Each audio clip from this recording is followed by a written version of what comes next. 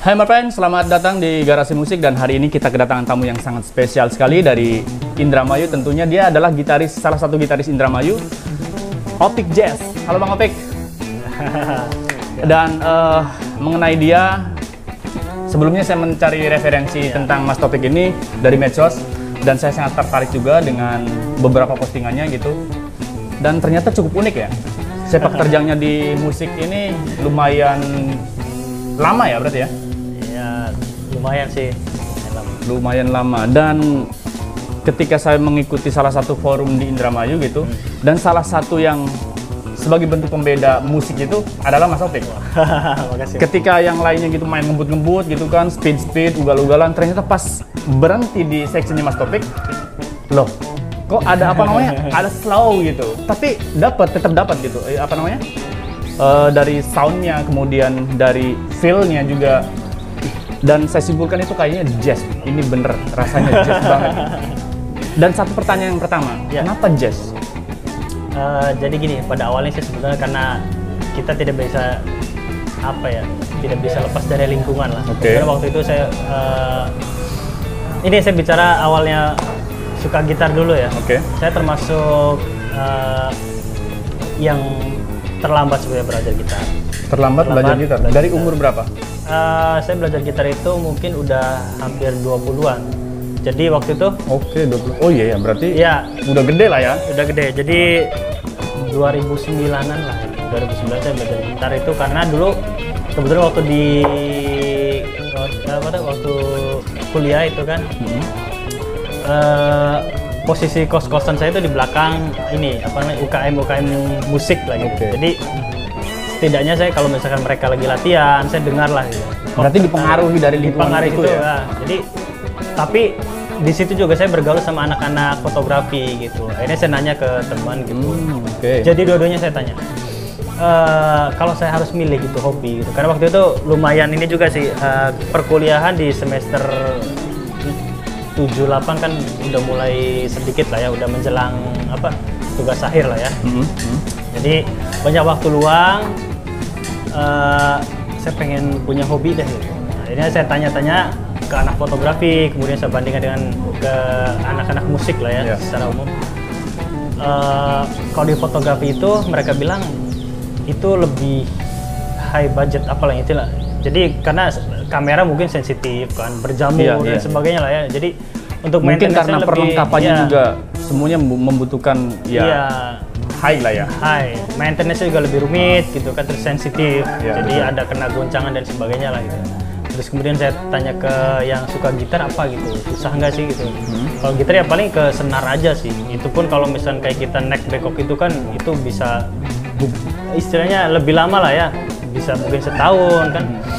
Jadi udahlah saya pengen belajar gitar lah gitu untuk mengisi waktu luang lah. Jadi itu awalnya bermain gitar. Terus kenapa kalau misalkan kembali ke pertanyaan yang pertama, kenapa jazz? Kenapa memilih jazz ya? Ya, kebetulan waktu itu tuh gimana ya? Jadi lingkungan saya tuh berteman dengan orang yang mainin ya genre-genre yang seperti itu lah ya, jazz, blues, punk gitu. Jadi pada akhirnya ada salah satu konser itu mungkin kalau misalkan ini jazz etnik dari Bali itu Saharaja itu waktu itu kebetulan konser di kampus saya gitu. Jadi kok ini unik gitu. Terus notasi-notasi dan sebagainya kan rumit gitu. Cuma jazz ya kalau dulu mungkin denger aja sih, denger itu ya denger.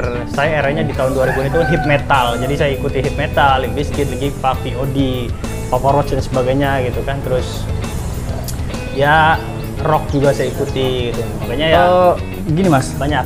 Ini kan kalau jazz kan dia kita tahu lah ya, kalau chord jazz itu mungkin ada yang mau menggunakan mayor minor, tapi ini kan lebih banyak dominan seven gitu kan.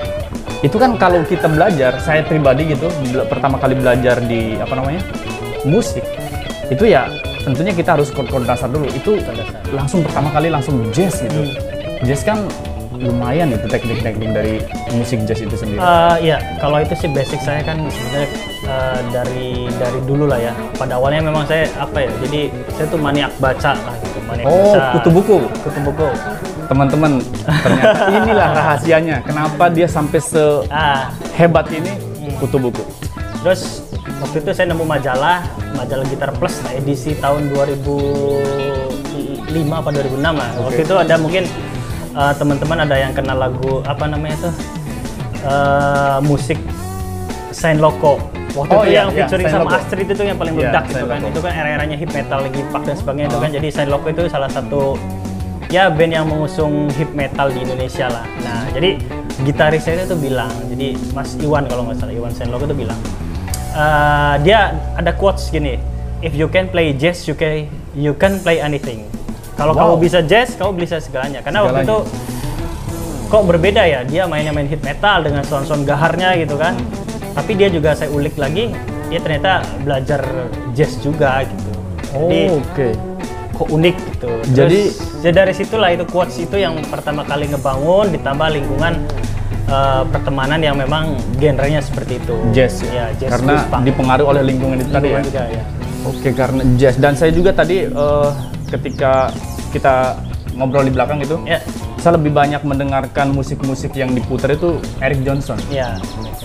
Nah, yang saya tahu gitu tentang Eric Johnson, dia kan multi genre gitu, tidak spesifik tentang jazz. Karena ada yang lebih spesifik gitu, kayak misal Miles Davis, misalkan kayak Louis Armstrong kalau nggak salah.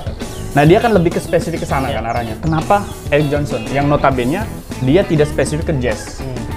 Apa yang menjadi ini nih menjadi influencer saya nih? Spesialnya apa ya? Ya, sebetulnya kalau Eric Johnson itu ya mungkin saya orang yang telat juga kenal Eric Johnson gitu kan. Oh, telat juga. Jadi banyak telatnya nih. Ya karena saya ya kalau misalkan dulu itu kan waktu sebelum saya belajar gitar itu kan ya hanya sebagai listener lah, pendengar gitu. Oh, ini ada musik genrenya apa gitu kan dan sebagainya. Terus kemudian kalau misalkan saya udah ya kemarin kan istilahnya udah mulai belajar gitar. Ya saya dengar paling ya gitaris-gitaris jazz dulu lah gitu. Banyak yang Mike Stern, Pat Metheny, terus kemudian John Scofield, banyak lah gitulah.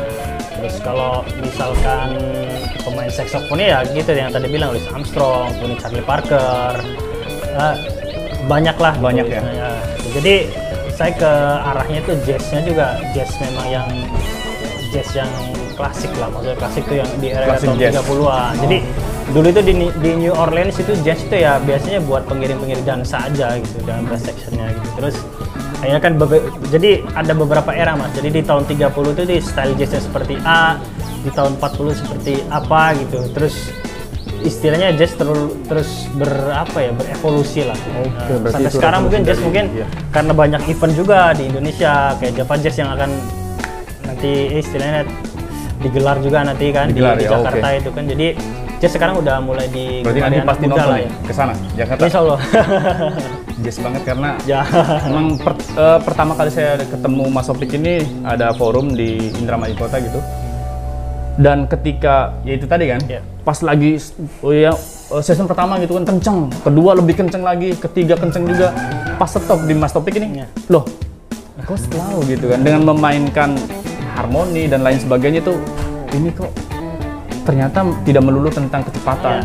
Teknik itu tidak melulu tentang sebagaimana gaharnya ini gitu. Maksudnya perspektif tentang musik itu ternyata lebih luas gitu.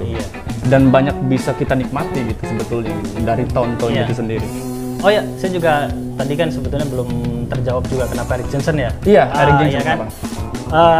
Gini, kalau saya kan waktu itu istilahnya waktu belajar jazz itu kan penuh dengan harmoni lah. Artinya chord-chordnya yang banyak ekstensi, kayak misalnya chord-chord yang 7, apalagi terus 9 kan 9, 11, 13 dan sebagainya lah ya gitu. Itu chord-chord miring teman-teman. Itu ya, orang bilang chord miring lah gitu ya. Jadi mengerikan. Terus banyak voicing, istilahnya inversi dan sebagainya lah di chord itu. Terus kemudian pada akhirnya saya istilahnya denger lagu Eric Johnson gitu kan, kok ini harmoninya unik gitu. Dan saya geluti Eric Johnson, maksudnya saya cari infonya gitu kan. Ternyata dia ngefans sama Wes Montgomery, itu salah satu gitaris jazz yang mungkin kalau kita nanya ke orang jazz pasti dia tahu itu istilah influence-nya lah, basic-basicnya lah gitu. Terus oh iya beberapa lagunya juga ya kayak Wes, berarti dia bisa dan sebagainya itu karena dia banyak terpengaruh juga gitu. Bisa disebut juga dia father of jazz gitu.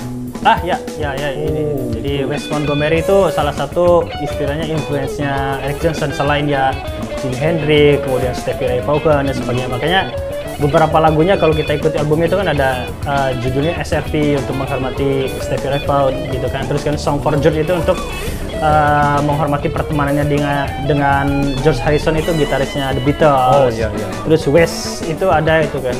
East West itu untuk West Montgomery gitu. Dan ya itu yang bikin saya unik itu pertama ya harmoni, terus pengambilan nadanya juga. Mungkin kalau kita tahu mungkin pentatonik itu kan hal yang biasa lah ya. Bagi kalian gitaris itu kalau kita mentok gitu, stuck itu lagi manggung gitu, pentatonik itu jadi juru selamat lah.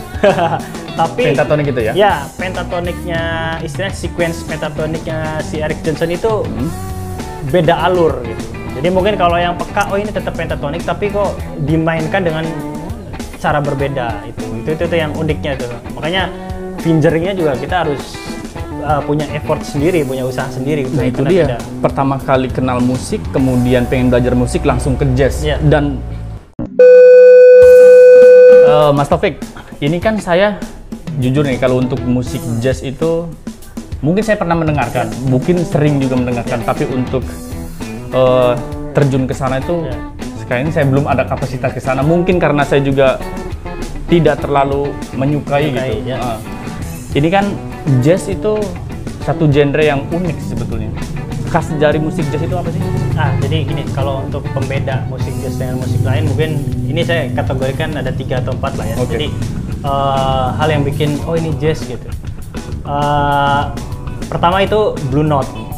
Blue note itu tuh kayak misalkan kalau misalkan kita switch ke ini ya, itu blues scale lah. Jadi kalau pentatonik itu kan cuma 5 nada, kalau blues scale itu ditambahi nada ke 5 tapi turun setengah. Itu jadi flat 5 lah. Jadi itu salah satu ciri musik itu ya. Terus kedua musik jazz maksudnya. Terus yang kedua itu syncop. Jadi kalau misalnya kita syncop itu syncopation itu kalau di teori musik jadi gini. Kalau misalnya kita ngambil ketukan itu kan kalau yang biasa itu pas kita ketukan misalnya gini. Tak tak. Nah, tapi kalau di syncop itu pas kita up-nya itu. Jadi itu makanya kayak kita kalau dengar musik jazz itu meskipun agak kalem juga kita jadi ikut-ikut tangan kita tuh kayak gini gitu. Itu. Terus ketiga itu improvisasi. Jadi jazz itu condong untuk apa ya? Satu, berusaha main jujur. Kita kapasitasnya seperti apa, misalnya kita pengen improvisasi seperti ini, lagi improvisasi ke sana, bebas aja. Kalau kita memainkan lagu-lagu istilahnya yang mainstream lah ya, kadang kita cover pun kalau bisa ya harus mirip gitu. Kalau memang tidak sanggup ya dimirip-miripkan lah gitu. Tapi kalau di jazz itu malah cenderung mirip itu aib. Kalau di jazz mirip itu aib. Contoh kita misalkan main istilahnya melodinya seperti ini nih untuk lagu utamanya gitu. Kita samakan itu tuh malah ya itu bukan jazz. Iya, memang benar juga sih karena beberapa lagu yang di cover di style jazz kan atau di jazz kan, lagu di pop atau di jazz kan atau semacamnya lah gitu. Itu kita temukan pasti sih beberapa chordnya itu improvisasi banyak sih. Itu sih gokil sih. Emang jazz itu ciri khasnya ya tadi nadanya, kemudian chordnya juga ya. Banyak yang menggunakan ribet lah. Untuk saya sendiri jazz ampun. Oke, satu pertanyaan terakhir deh Mas. Terus sebagai penutup, Mas Taufik kan punya karya nih, dan kebetulan dia teman-teman dia juga habis rilis single. Baru mau rilis single katanya. Progress lah gitu. Oke, semoga cepat selesai dan tolonglah nanti saya kasih tahu awal-awal ya. Seberapa penting sih bagi Mas Taufik atau bagi teman-teman musisi yang lain juga karya? Gini,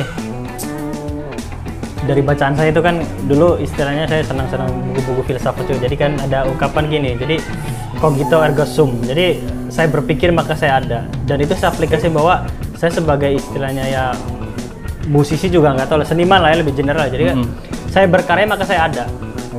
Kalau kita punya karya gitu, kita bisa bicara apa saja lah. Bukan bicara apa saja dalam arti ya kita bisa istilahnya ya namanya punya karya itu jadi kita yo ini loh saya gitu ya. Kalau hanya cover song mungkin jati diri kita itu tidak muncul gitu. Makanya karakternya karakternya itu saya seperti apa gitu. Jadi saya menyerap semua genre, semua influence gitaris dan sebagainya, semua musik gitu. dan kita bisa nggak sih menyimpulkannya jadi saya gitu. Artinya kita nggak melulu misalnya saya contoh suka misalnya Stefy, saya main ke Stefy berarti menurut saya itu membohongi, iya membohongi pribadi kita. Iya. Karena sekuat apapun kita pengen mirip-miripin, sejarahnya berbeda, latihannya juga berbeda dan Pasti, sebagainya. benar-benar. Jadi kalau karya itu ya sebagai petunjuknya bahwa ya saya ini musisi atau seniman, saya punya karya dan inilah saya. Gitu. Oh gitu ya. Menurut saya lah ya. Pandangan Mas Topik seperti itu tentang karya ya. Ya. Bonus dong, nanti habis ini pengen minta playthrough-nya. Boleh lah. Nanti saya kasih apa ya? Kasih dong, jazz kasih. Apa Nanti saya namanya? mau bawakan apa namanya bocoran ini apa part gitar di single. Oh pertama iya, saya. sekalian kan Ya. sedikit Ya. kasih bocoran juga sedikit buat apa namanya buat teman-teman dan inilah jazz dari Mas Topik. Stay tune. Thank you.